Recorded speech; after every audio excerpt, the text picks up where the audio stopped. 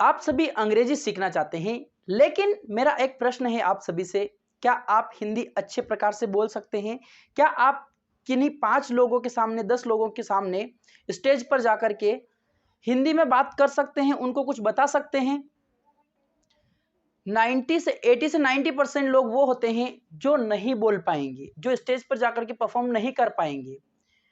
और आप अंग्रेजी सीखना चाहते हैं, मैं आपको डिमोटिवेट नहीं करना चाहता हूं, लेकिन मैं आपको जो रियलिटी है वो मैं आपको बताना चाहता हूं कि ये जो रियल बात है यही मैं आपको बता रहा हूं।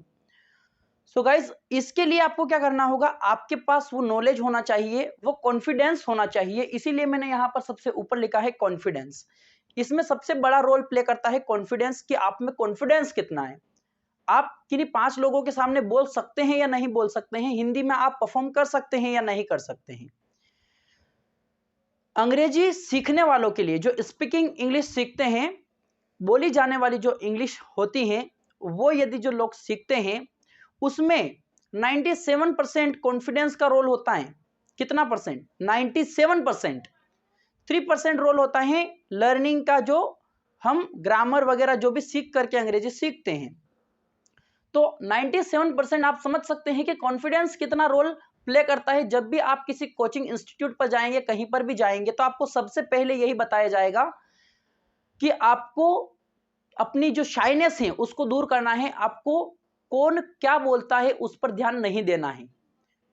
कोई भी व्यक्ति यदि आपसे घर में आप अंग्रेजी में बात करते हैं, यदि आपसे कोई कुछ बोलता है कि अंग्रेज बन रहा है या फिर कुछ भी बन रहा है, तो आपको उसकी बात पर ध्यान नहीं देना है, आपको उसे इग्नोर करना है।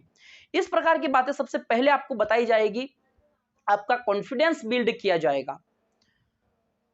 जब भी आप किसी व्यक्ति से अंग्रेजी सीखेंगे तो आपको इसी प्रकार की बातें आप नोटिस कीजिएगा, ध्यान लगाकर एक बार अगर नोटिस करेंगे तो आपको इसी प्रकार की कॉन्फिडेंस से रिलेटेड बात बताई जाती है, क्योंकि अंग्रेजी सभी लोगों को आती है। यदि मैं पूछूं आपसे कि आप बताइए बस को हिंदी में क्या कहेंगे, तो आप नहीं बोल पाएंगे। ओके, मोबाइल को आप हिंदी में क्या बोलेंगे, तो आप नहीं बोल पाएंगे।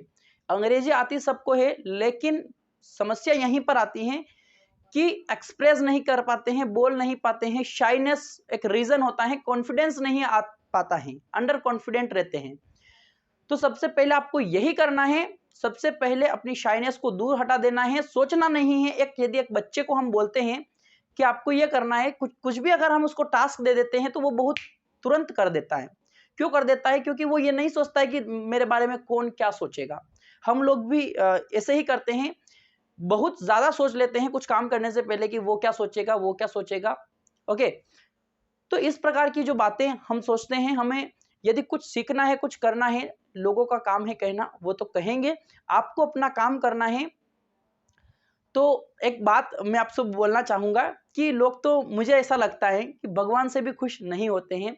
लोग तो भगवान को भी दोष दे देते हैं कि आपने ऐसा क्यों किया, तो आप किस खेत की मूली हो।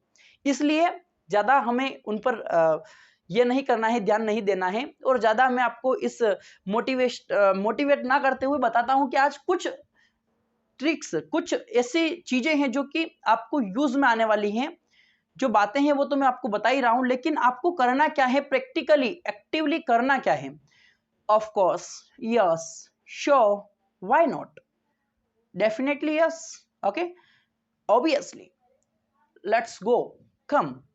इस प्रकार की बातें आपने बहुत सारी सुनी होगी। जब कोई बात करता है, इंटरेक्ट करता है किसी एक दूसरे से, तो ऑफ कोर्स इस प्रकार से आपने सुना होगा। ऑब्वियसली, व्हाई नॉट, इस प्रकार से आपने सुना होगा। जब कोई बात करता है तो इस प्रकार के छोटे छोटे वर्ड्स बीच में यूज करता है। तो आपको इन्हीं से शुरुआत करनी है। यदि आपको नहीं पता है, ऑफ कोर्स मतलब बेशक, अगर आप कुछ पूछ रहे हैं किसी से, या फिर कोई बोल रहा है कि ये ऐसी चीज है क्या, हाँ बेशक ऐसी ही है, ऑफ कोर्स, यस, हाँ बोलना हो तो यस बोलना होगा, श्योर, पक्का। अगर मैं आपसे पूछूं कि ये बात ऐसी है तो श्योर, आर यू श्योर, ऐसा पूछते हैं ना, आर यू श्योर। तो इस प्रकार से, तो आर यू श्योर, इस प्रकार से। व्हाई नॉट, क्यों नहीं, डेफिनेटली यस, मतलब कि हाँ पक्का है, मतलब डेफिनेटली यस है। ऑब्वियसली, ऑब्वियसली, क्यों नहीं। तो इस प्रकार से जो ये वर्ड्स हैं आपने सुने होंगे। लेट्स गो, चलिए चलते हैं। इस प्रकार की बातें हैं, आपको इन्हीं से शुरुआत करनी है, इन्हीं को ध्यान से सुनना है, सुन करके दोहराना है।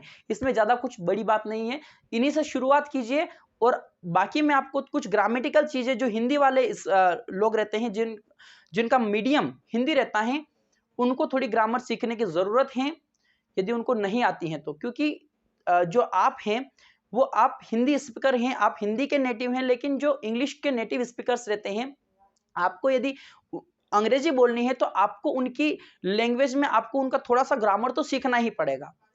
ओके, और यदि आप नहीं सीखना चाहते हैं, यदि आप डायरेक्टली सीखना चाहते हैं, तो आपको ज्यादा से ज्यादा लिसनिंग करनी है और जस्ट आप उसको भी सीख सकते हैं, ये भी एक तरीका हो सकता है। मैं आपको यही नहीं कहूंगा कि नहीं आप ये मत करिए और ये मत करिए, आप किसी भी तरीके से सीख सकते हैं, लेकिन आपको डेडिकेटेडली उसी चीज को करना होगा, कंटिन्यूअस आपको एफर्ट लगाने होंगे, कंसिस्टेंट आपको बना हुआ रहना होगा।